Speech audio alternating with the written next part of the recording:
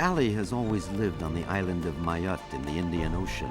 As an agent for the Water and Forest Department, he spends day and night protecting the marine reserve of Saziley. Mayotte is located a few miles off the northeast coast of Madagascar. Part of the Comoro archipelago, the island has been French since 1843. The archipelago, discovered 500 years ago by Arab sailors, was nicknamed Jazair al-Qamar, or Islands of the Moon, by Sinbad the Sailor. In time, Qamar was transformed into Comoro.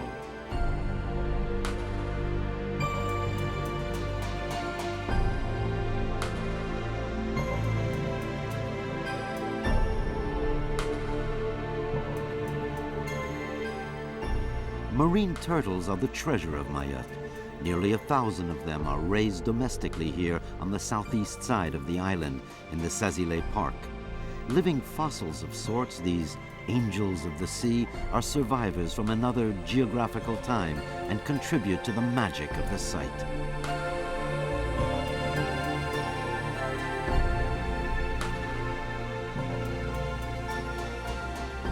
Pursued avidly by man, these turtles have become very rare.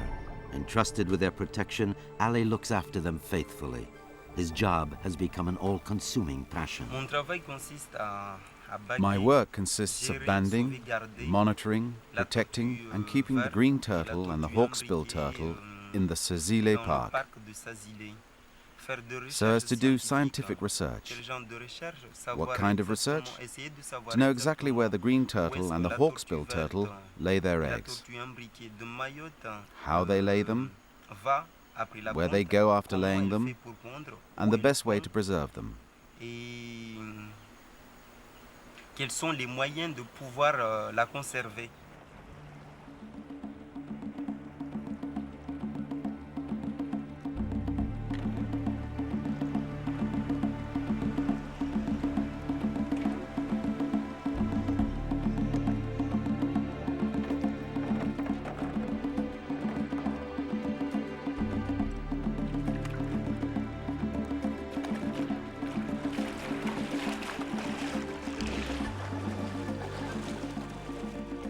The beaches of Saziley are a favorite spot for turtles. Here they can lay their eggs without being disturbed.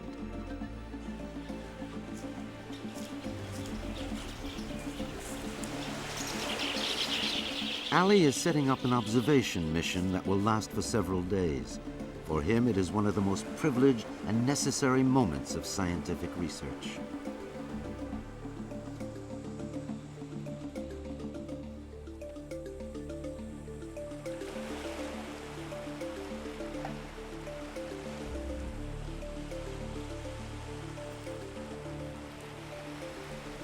In his 2 years with the Water and Forest Department, Ali has often carried out these missions alone, with only a primitive campsite and basic tools. But even if human resources and materials are still not abundant in Mayotte, increasing sensitivity on the part of the authorities to the plight of the marine turtles has already led to some improvements. 20 forest agents will be arriving expressly to lend a hand in the anti-poaching patrols, and 3 agents have been permanently designated to survey the turtles.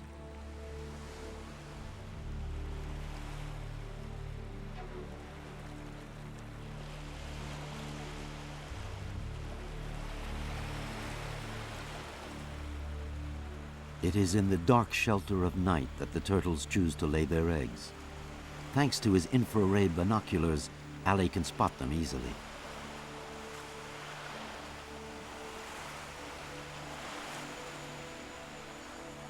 After having painfully heaved herself to the very top of the beach, the turtle seeks a dry place to make her nest.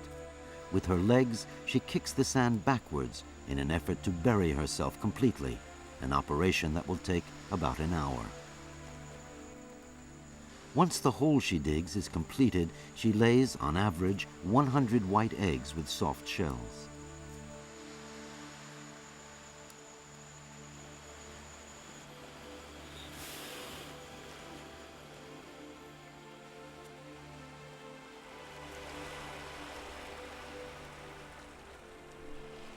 Ali waits until she's arrived at midpoint in the laying of her eggs to put on the band, because it is then that the turtle is most tired and therefore the most docile.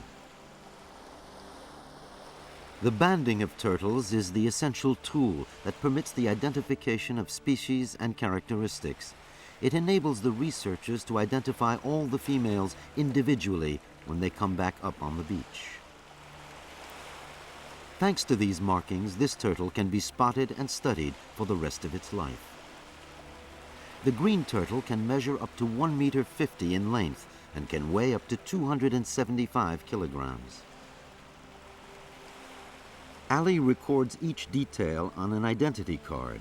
This process enables the researchers to record the number of births and even track eventual migrations towards other oceans. Sometimes turtles go on spectacular journeys. One of them, banded in Europe, was found on the coast of Mozambique. After the laying, the turtle gently pushes sand over the eggs in order to totally cover the nest. Exhausted, she then returns to the ocean.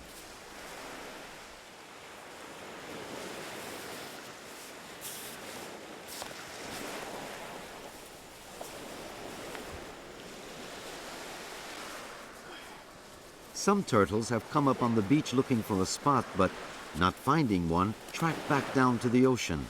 Ali decides to tag them anyway.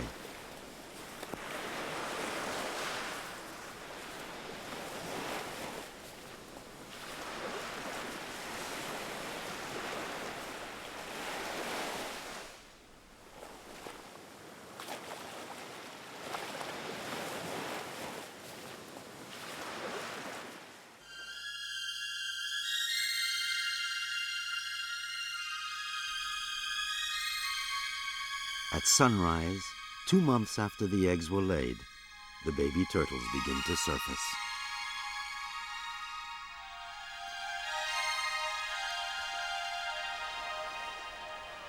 Instinctively, they move towards the sea.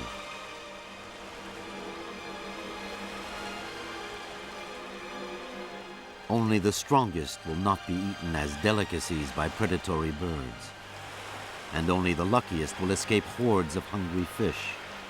Out of 1,000 baby turtles, only one will actually reach the adult age of 15, the reproductive age. Once they reach the water, only female turtles will one day return to land. The males will never again leave the sea.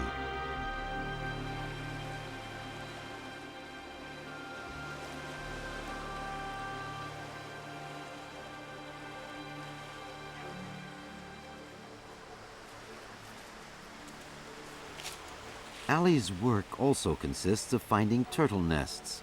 Using a stick, he finds those where the eggshells are broken in order to count the number of births.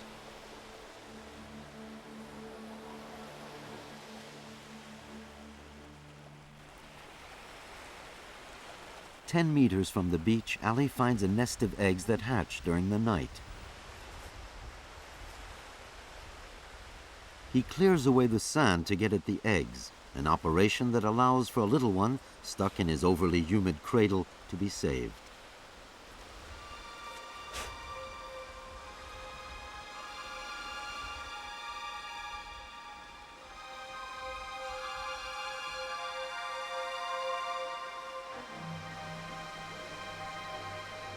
On average, a turtle will lay her eggs 3 times at 13-day intervals.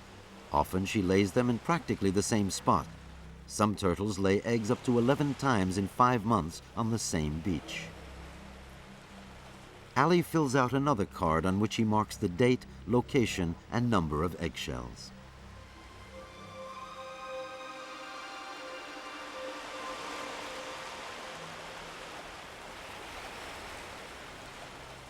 Turtles don't always choose the ideal spot. Sometimes they lay their eggs too close to the shore, where strong tides can flood the nests and destroy them. In this manner, Ali discovers dozens of baby turtles that will, to his great dismay, never see the light of day. The natural mortality rate of turtles is high. In addition to the strong tides, baby turtles have other enemies such as crabs and rats. They plow a path in the sand, reach into the heart of the nest, and devour the eggs and newborns. A few meters from the shore, turtles mate during the day in complete freedom. Mating is extremely competitive, and several males frequently fight over the same female.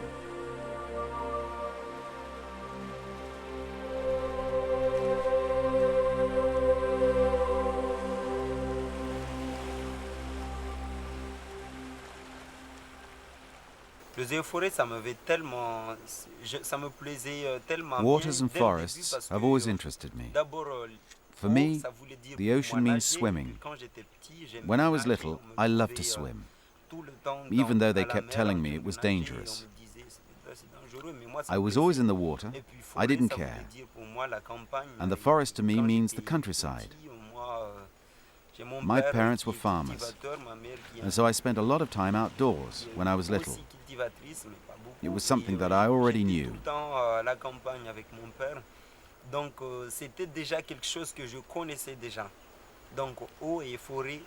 These two words, water and forest, represent a lot for me. The day I joined the Water and Forest Department, they asked me to work outdoors with the turtles. It wasn't a problem because I love nature. And I want to work to protect nature.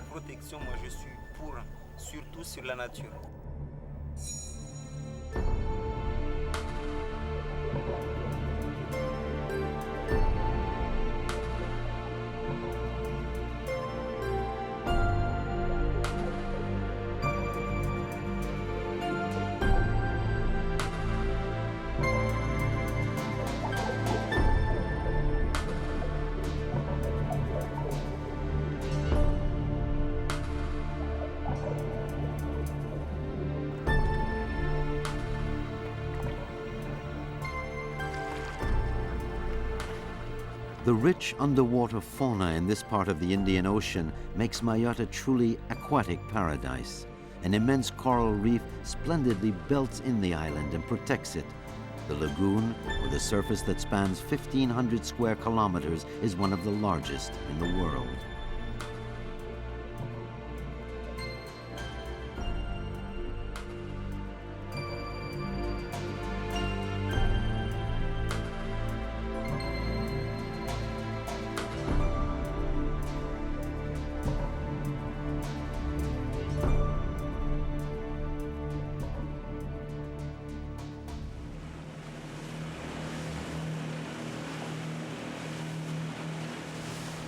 Each week, Ali and Pierre patrol the marine reserve of the lagoon. It gives them a chance to say hello to the local fishermen who still use traditional methods. Pole fishing and dragnet fishing are always authorized.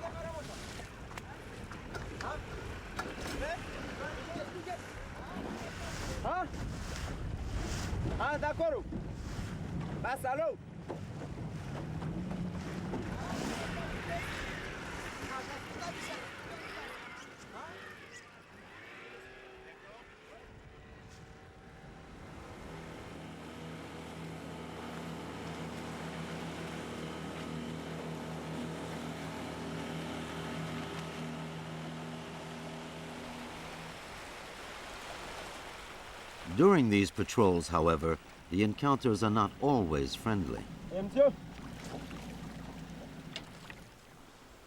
Bonjour. Hello. Bonjour. I saw you diving here. What are you doing? And if I told you that you're poaching? You have a harpoon gun and you're poaching. It's against the law to hunt crawfish with a harpoon gun. Fine then, I'm going to confiscate your gun and take your name down. Hand me your gun that you left over there.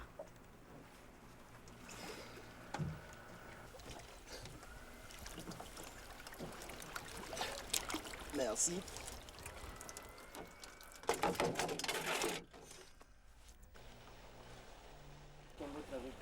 Fishing with a harpoon gun is strictly forbidden for ecological reasons, since the most beautiful and often the most reproductive specimens would be eliminated.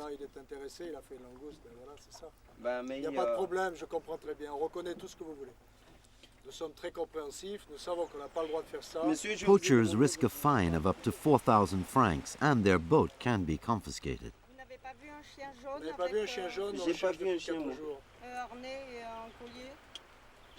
J'ai pas vu un chien, moi.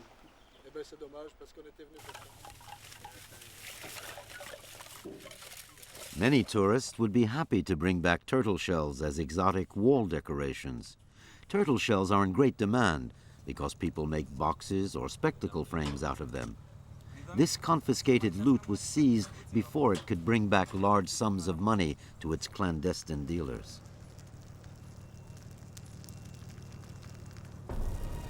But the turtle is also hunted for its meat. A kilogram of meat is sold on the island for between 10 and 50 francs. Nevertheless, popular belief is that the Maorians put an evil eye on anyone who eats turtle. I would like to say to the inhabitants of Mayotte that they need to consider the turtle as a friend. The turtle is one of the most important treasures of Mayotte and should be seen as a friend and not a meal. Richness should be understood in terms of nature, of natural beauty, rather than killing turtles for money or to eat them.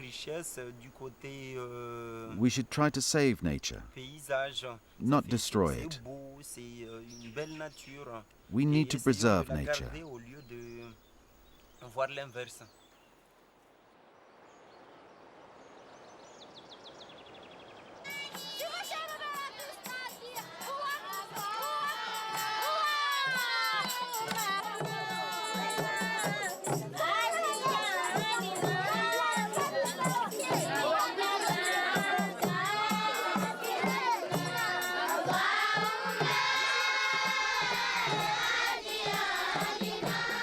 The Maorians have preserved most of their traditions.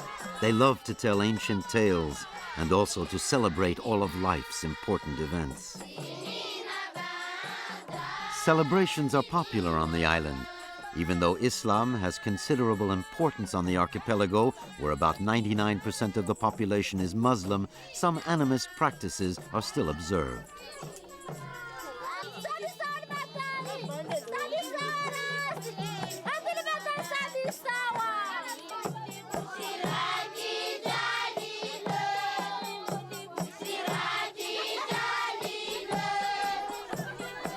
Women are an element of stability and play an important role in Maorian society.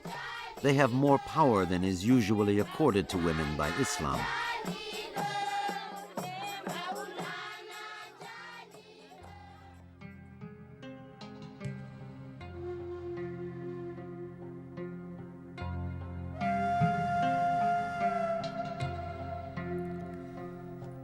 Ali loves hiking through the paths of this tropical paradise, Mount Chungi. On this natural reserve, one can find not only plants, but also animals that date back to ancient times. A profusion of rare species like the maki, cousins of the Malagasy lemurs, who live in groups in the trunks of trees they've hollowed out. Normally wild, they are easily approachable here because they feel safe.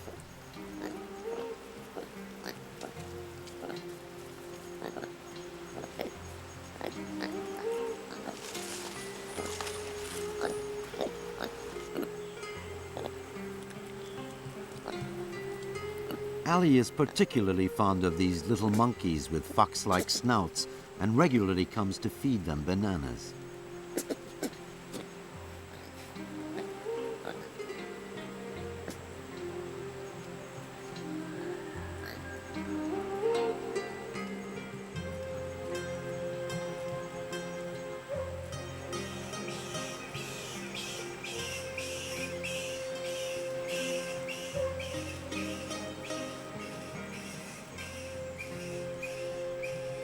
In this far-off land, the abundance of wild fruit is also the delight of the flying foxes, a type of giant bat that is exclusively vegetarian.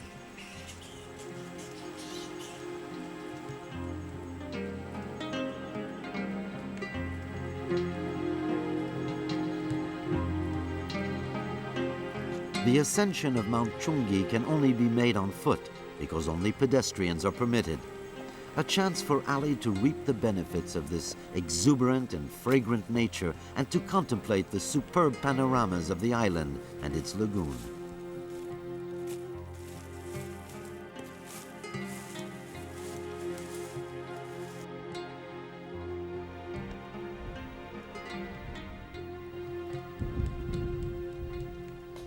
J'aime mon travail I love my job, and I will love it all my life. It makes me happy because it's about saving my island and its natural life, and that's important for me.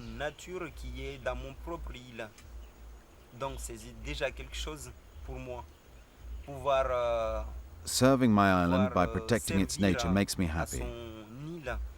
I don't know if one day I'll do something else. I don't think so. I hope not.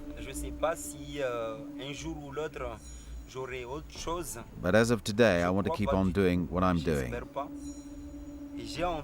Banding the turtles, swimming with the turtles, living with them, everything that has to do with turtles, without forgetting the rest of nature, the fish, the forests, the protection of the lagoon.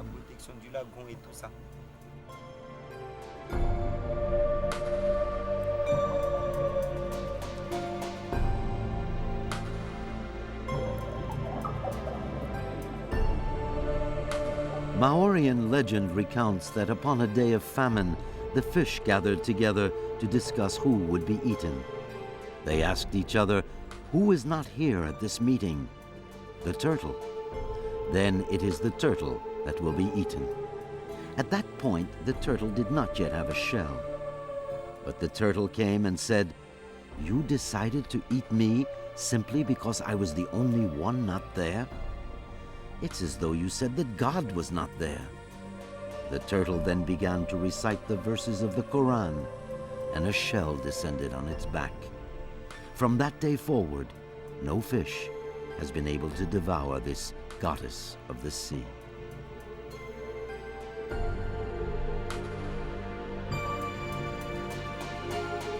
As long as there are men like Ali to guard the treasure of Mayotte, the legend of the Saziley turtles will never die.